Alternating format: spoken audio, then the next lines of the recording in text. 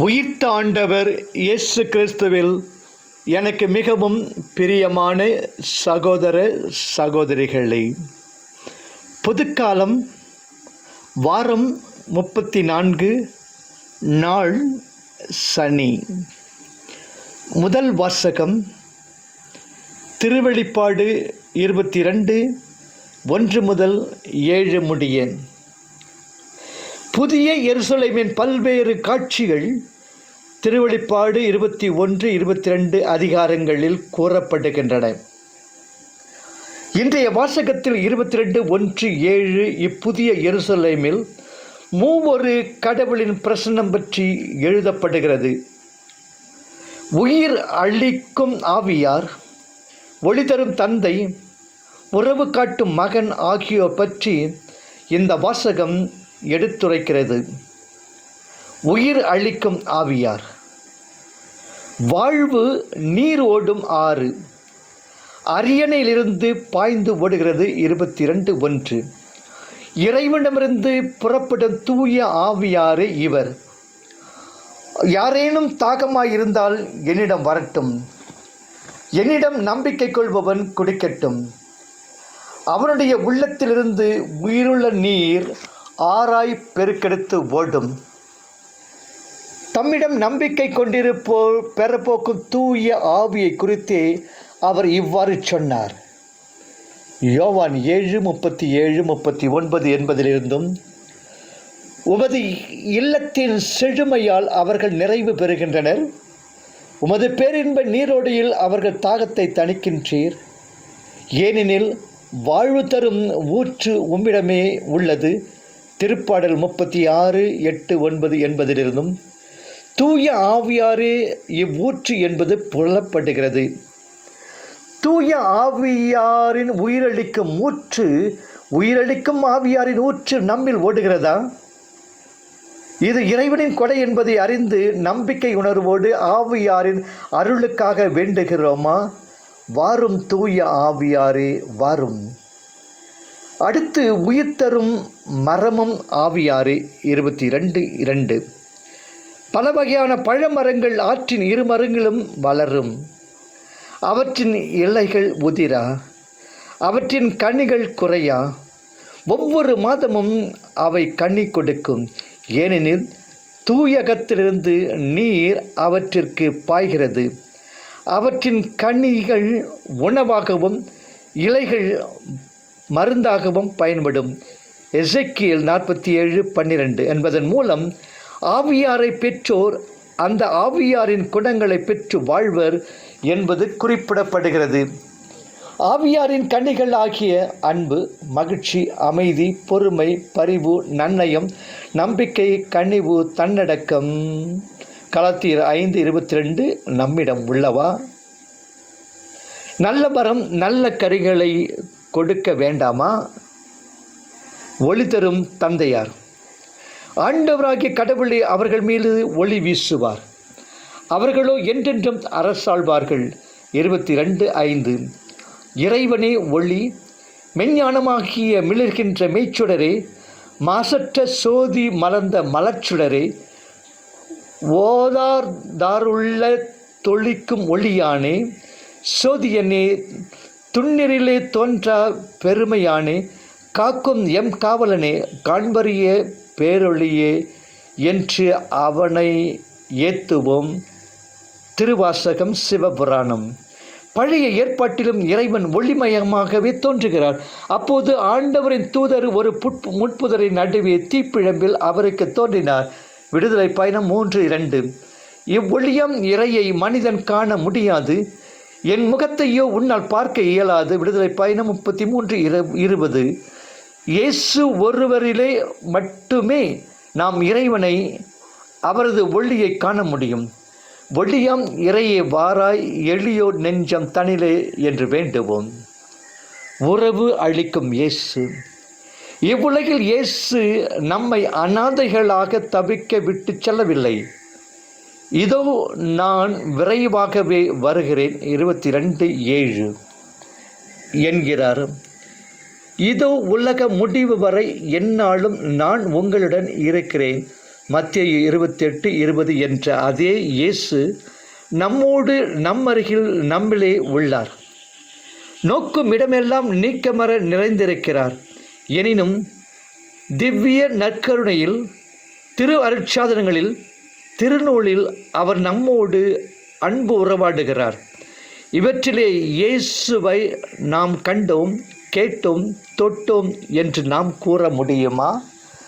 நம்முடைய பேச்சை கேட்டவர்கள், நடத்தையை கண்டவர்கள் நம்மிலே இயேசுவை கண்டதாக, கேட்டதாக கூற முடியுமா?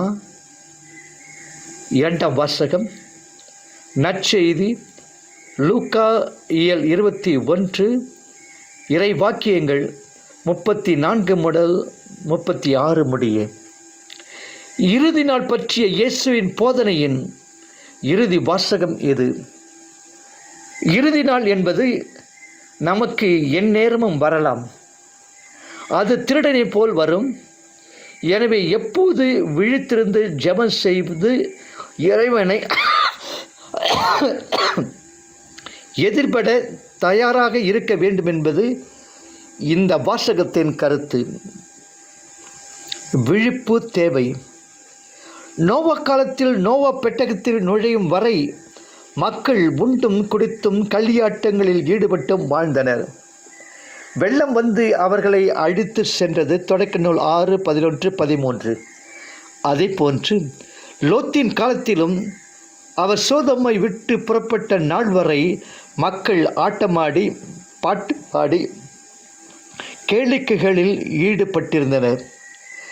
நெருப்பு மழை பெய்து அவர்கள் எல்லோரையும் ஒழித்து சென்றது. தொடக்க நூல் 19:15-25.